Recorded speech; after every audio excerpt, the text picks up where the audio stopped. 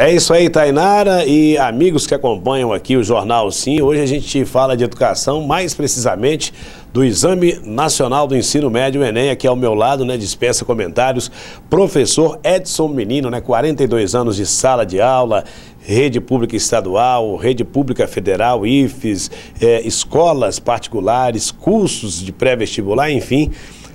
Tá se aposentando esse ano, tá deixando a sala de aula para descansar também, né, professor? Faz bem, né? Depois de 42 anos, descansar um pouquinho, né? Aproveitar, né? Aproveitar, cachorro não tem gaveta, né? Então vamos curtir, né, velho? É isso aí, o professor Edson, né, figura conhecida aqui no município de Colatina e pessoa super indicada para falar de Enem, que é o Exame Nacional do Ensino Médio, né? Professor, para a gente começar aqui nessa reta final, qual é a dica que o senhor passa para o estudante? Vale a pena dar aquela revisada ali nessa reta final? Vale a pena o aluno fazer a revisão de assuntos que ele não está dominando. Entendeu? E já sabe, já sabe. Já sabe, já sabe. Porque remédio de última hora mata. Então o menino procura ajuda dos professores ou na internet, situação daquele assunto que ele tem dificuldade, porque conteúdo é o que mais tem para ser cobrado no Enem. Mas ele tem que ver aquilo que ele não dominou ainda. Entendeu? Bom, pelo que o professor já observou aí nos exames de anos anteriores, que temas devem ser abordados nesse ano aí, principalmente na questão aí de humanas? Tá. No que se refere à área de humanas, de conteúdo é cobrado o mínimo. O básico, como se diz. Mas, infelizmente, na nossa cultura educacional, muitos alunos não querem aprender a interpretar. E a prova do Enem ela é muito extensa, mas se o aluno tem um pouquinho de base do assunto, não tem como ele errar. Agora, com temas que eles mais podem pedir esse ano, reforma protestante, inclusive, no dia 31 de outubro de 1517, Martim Lutero, um monge, né, ele publicou as 95 teses ou afirmações contrárias à venda das indulgências. Isso é carta marcada no Enem. Por quê? Porque o Papa da época, Leão X, ele dizia que a igreja não tinha dinheiro para dar continuidade à construção da Basílica de São Pedro, mas a igreja era a maior proprietária de terra. E Lutero dizia que a salvação não era pelas obras, porque ao comprar aquela relação dos pecados, seriam perdoados, mas sim pela fé. E ele colocou nos pontos estratégicos lá, caiu no ouvido do Papa, o Papa me chamou ele para conversar e não foi até hoje. Aí, menino, o imperador Carlos V convocou ele para diário de homens, ele não foi até hoje. Aí, perseguido pela igreja e pelo imperador, mas protegido pela nobreza alemã, através dos príncipes, interessados nas riquezas da igreja, ele vai divulgar o luteranismo. Então, cuidado, os 500 anos da Reforma Protestante, as 95 teses ou afirmações de Lutero, que vai detonar a reforma. É um. O detalhe é a revolução. Quem não domina esse assunto, vale a pena dar uma pesquisada. Assunto, tem que dar uma pesquisada. Outro detalhe, mestre, você tem a Revolução Vermelha, os 100 anos da Revolução Vermelha. Aquele aluno decoreba, ele fala, meu Deus, o que é isso? Revolução Vermelha é a Revolução Russa de 1917. Essa Revolução Russa, ela aconteceu num momento onde se implantou pela primeira vez na história um regime socialista, influenciado pelas ideias de Marx. Eles podem cobrar isso? Dos acontecimentos mais importantes do século XX foi a Revolução Russa, onde vai derrubar o czarismo, que é o absolutismo russo, e vai implantar pela primeira vez na história um regime socialista.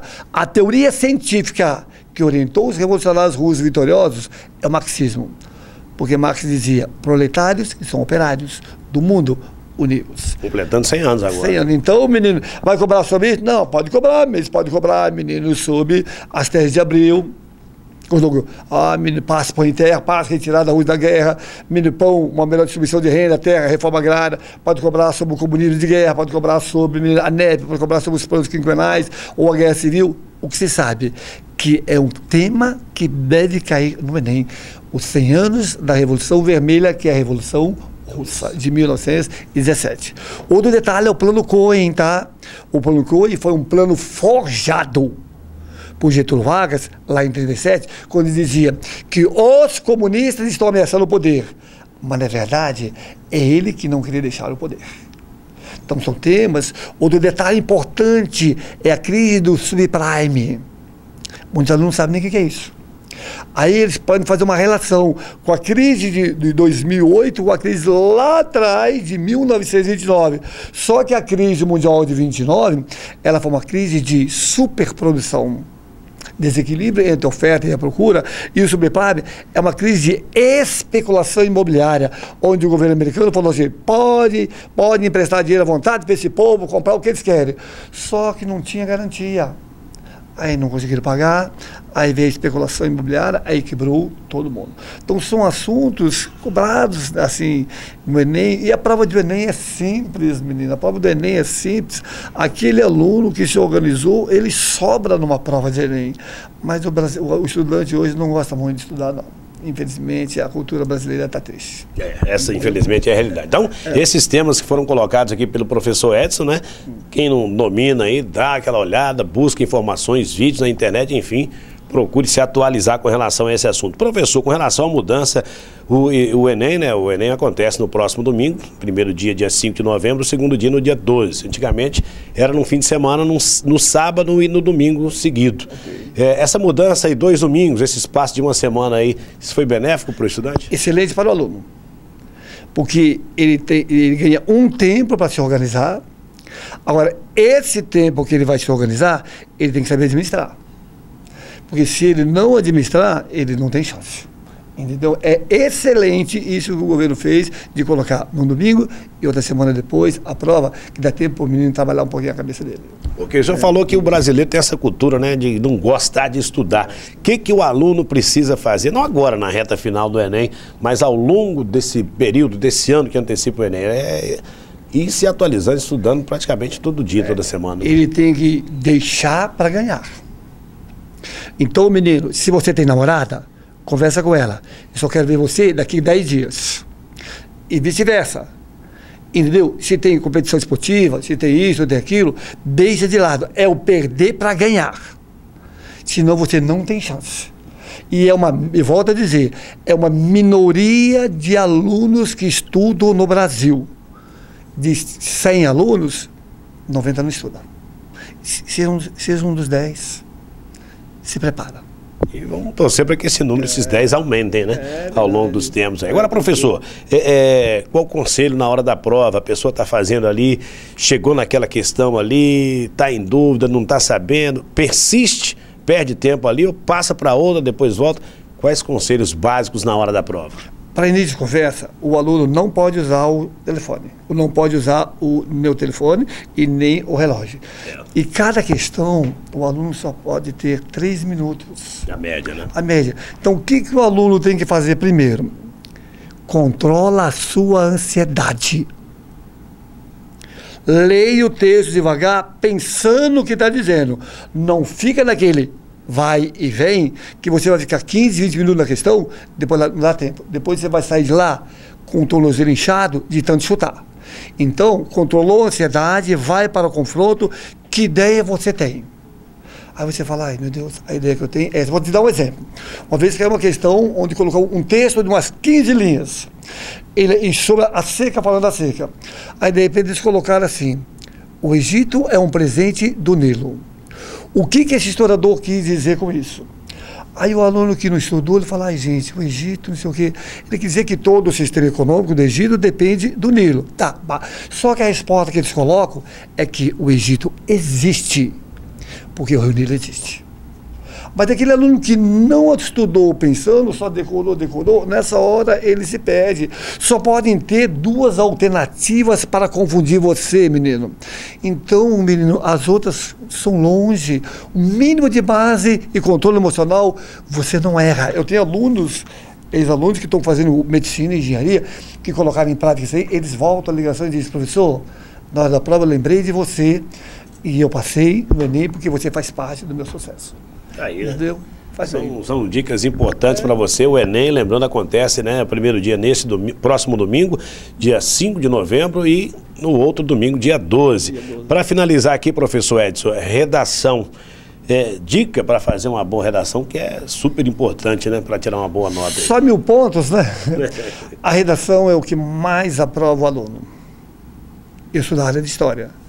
Mas eu, como professor de História, você que é meu aluno, independente onde foi esse ano, eu pedi licença para o seu professor de redação e entreguei para vocês 3 folhas de material de regras de como tirar 1000 pontos.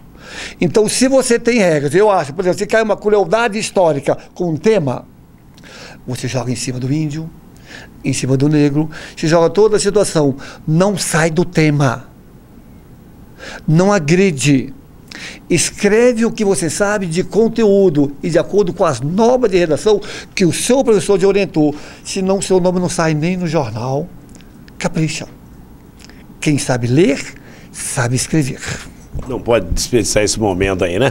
Professor Edson Menino, obrigado pela sua presença, parabéns aí, né, pelos 42 anos de sala de aula. E é claro, a partir de agora, descanse, curtir a vida realmente aí. É o prazer de ter agora aí, daqui para frente, aproveitar tudo que tudo que o professor já plantou, né?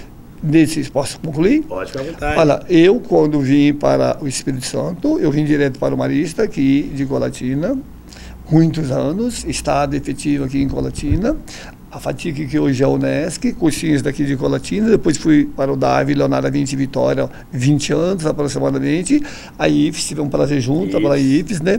IFES Colatina, Itapina e Colatina. Menino, para você que foi meu aluno, espero que eu tenha sido útil para você.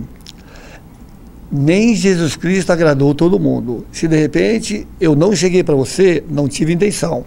Se você quer crescer na vida, você tem que ter 3 coisas: visão das coisas, iniciativa e vontade. Aí você vai colher os frutos. Não fique esperando a vontade do mundo, não, que você não tem chance. E valorize o que o pai faz para você. Estuda para passar numa federal, que você vai ajudar a família e você. E tudo de bom para vocês. Tá aí conselhos, né, de quem sabe realmente, professor Edson, mais uma vez, obrigado. Boa sorte para você que vai também fazer o Enem nesse domingo, dia 5, e no outro domingo, dia 12. Dicas importantes, espero que a gente possa ter ajudado aí, que o professor realmente, com essas dicas de quem tem experiência e de quem sabe realmente o que é melhor nessa hora. Obrigado mais uma vez, professor. Tranquilo. E aquele detalhe final, controle o emocional. Um dia antes da prova, não pega em nada. Descansa a mente para você chegar legal. E você que vai como treinamento, leva a sério o treinamento para você colher os frutos depois. Parabéns para vocês e boa sorte. É isso aí, quem for fazer o treinamento, leve como se estivesse fazendo realmente para valer, né? De volta agora, depois dessas dicas do Enem, aí a gente volta lá para a bancada do Jornal Sim, com você, Tainara Lebarque.